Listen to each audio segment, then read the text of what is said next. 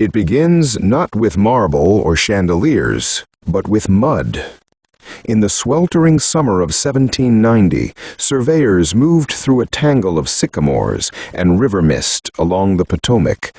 The air smelled of wet earth and ambition. George Washington, boots coated in clay, stood on a hill overlooking what would become the capital of a brand new nation. He could see almost nothing, just forest, mosquitoes, and the faint shimmer of the river. But in his mind he saw the seat of a republic that had dared to overthrow a king. "This," he said to the men around him, "will be the seat of empire." The new capital would be called Washington City. At its center, a president's house, neither palace nor cottage, would serve as the symbol of the people's government. Washington wanted it grand, but not imperial, proud, but not vain.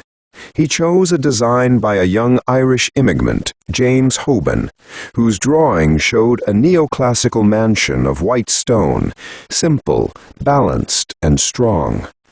It would rise on Pennsylvania Avenue, halfway between the Capitol and the river, its blank walls promising that something was being built that had never existed before.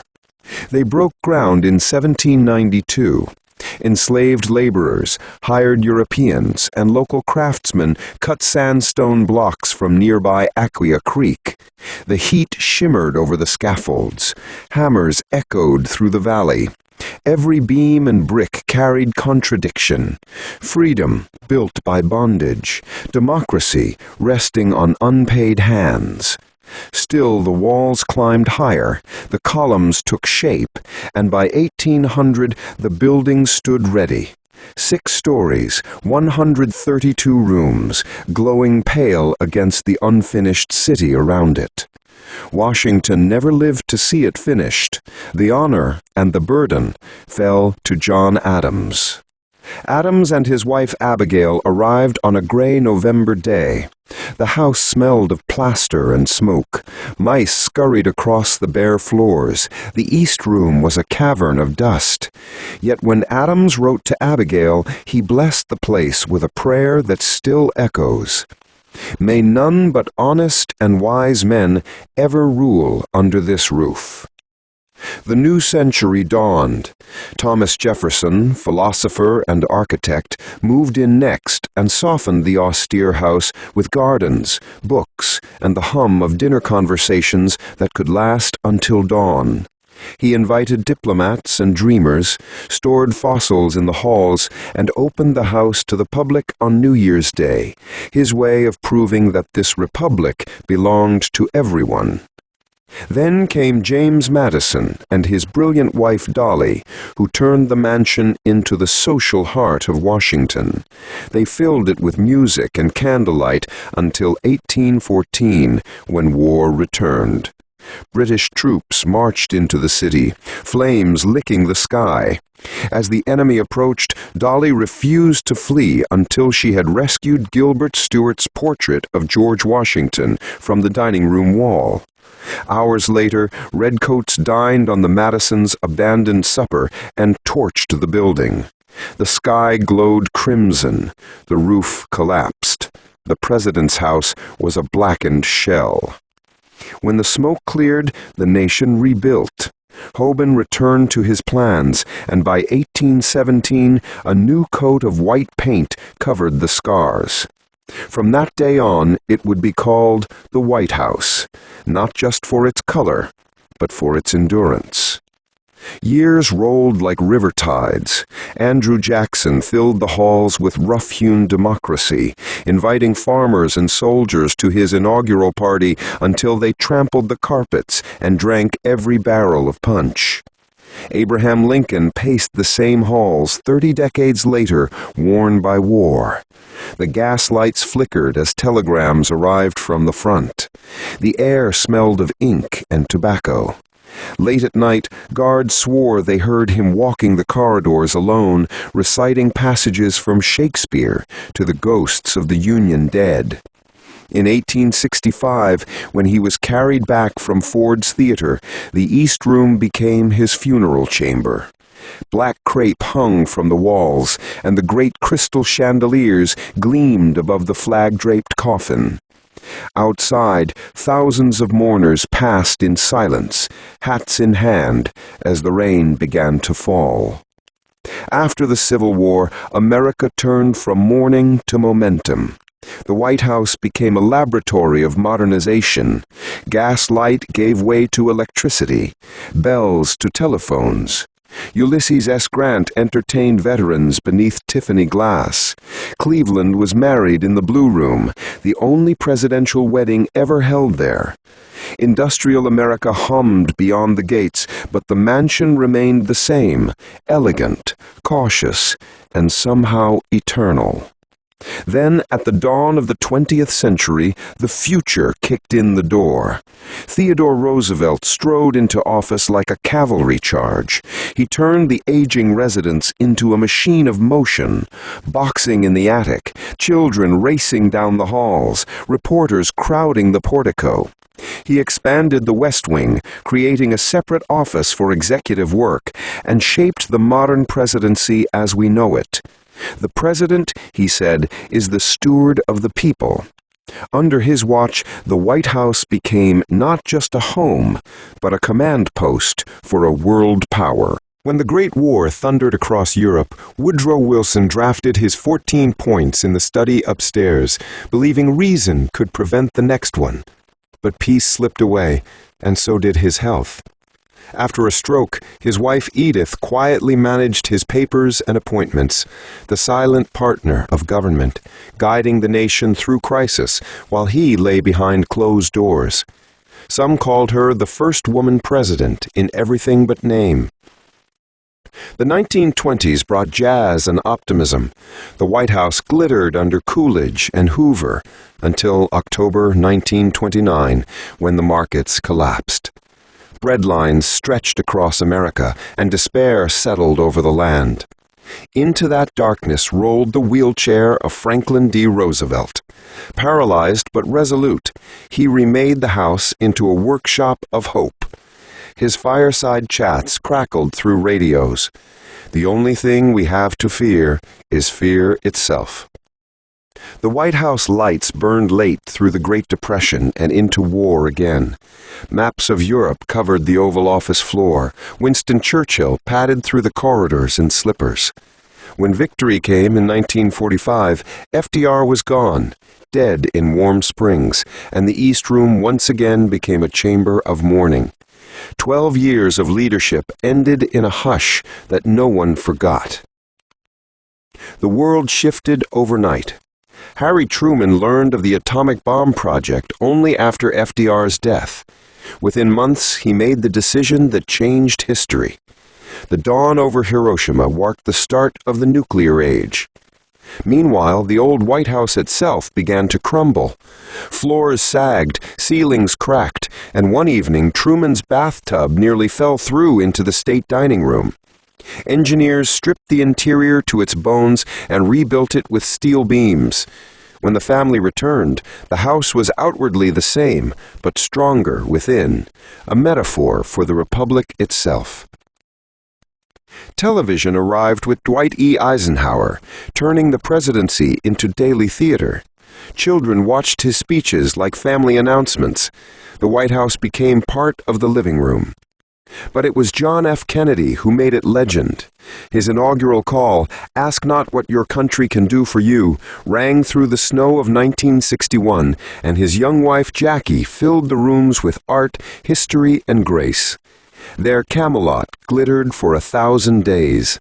Then, in November 1963, the motorcade in Dallas, the shots, and the silence. Once again, the East Room wore mourning black.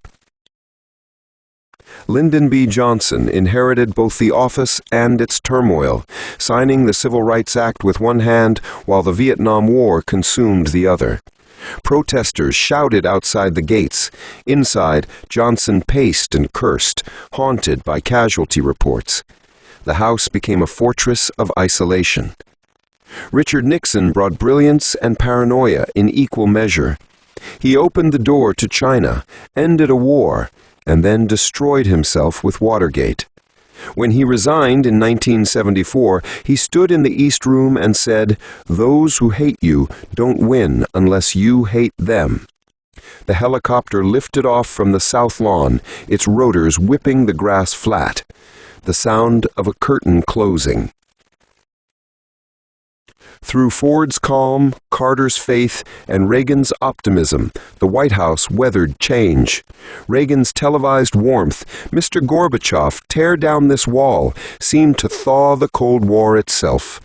The Soviet Union fell, the American century stretched on.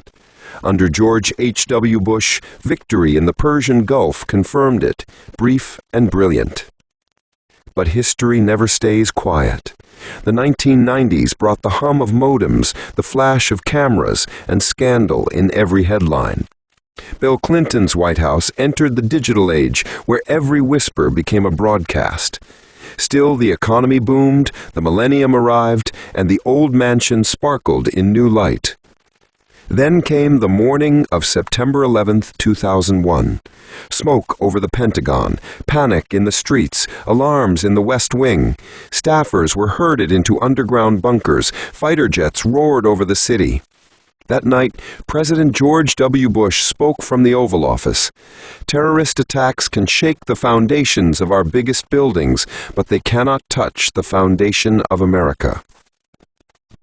From that day forward, the White House lived under new rules, concrete barriers, biometric locks, and the quiet vigilance of a nation remade by fear.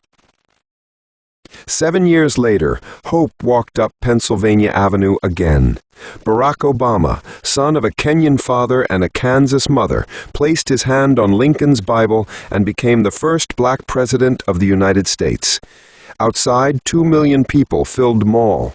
Inside, the chandeliers of the East Room shimmered like stars. The White House glowed with a sense of arrival.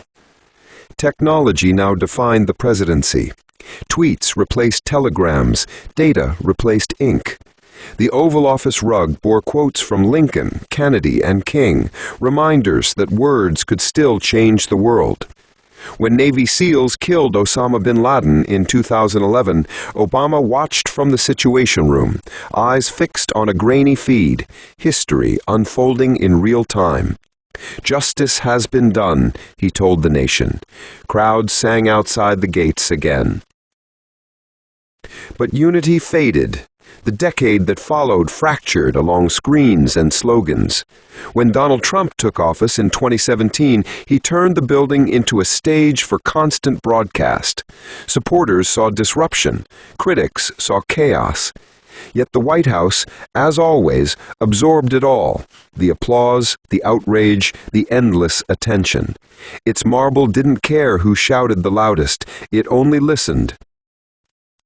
Then came the year of 2020. The world stopped. A virus shut the gates, emptied the streets, and filled hospitals. Masks replaced smiles in the West Wing. Briefings turned virtual. For the first time in living memory, the People's House became a sealed island. Outside, protests over justice and truth shook the fences of Lafayette Square. Inside, aides wiped surfaces with disinfectant, history whispering through N95 masks. When Joseph R. Biden took the oath in 2021, the Capitol behind him still bore scars of division. "Democracy has prevailed," he said, and the words echoed through cold air. Inside the White House, tulips bloomed again, dogs padded across the carpet, and screens glowed with reports on pandemics, cyber war, and climate storms, new battles for an old republic. Now it is 2025. The White House stands as it always has, half museum, half command center, all symbol. Within its walls are traces of every life that passed through. Washington's silence, Jefferson's ink, Lincoln's sorrow, Roosevelt's grin, Kennedy's hope, Reagan's warmth, Obama's calm. Each administration repainted the walls, but none changed the foundation.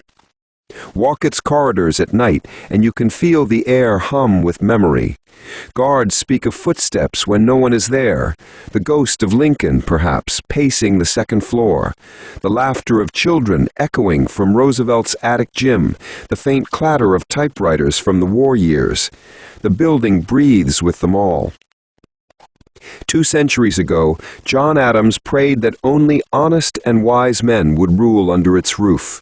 The prayer was hopeful, not prophetic. The White House has sheltered honesty and deceit, vision and vanity, courage and fear. Yet through every crisis it has endured, burned, rebuilt, bombed, besieged, and still standing.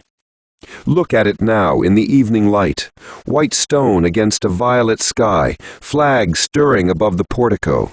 It is more than architecture.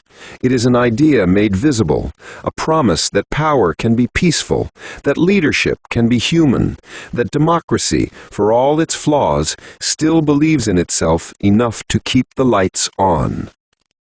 And if you listen very closely, beneath the hum of the city and the cameras, you might hear the building whisper to the next generation arriving at its gates, "This house is not yours. It is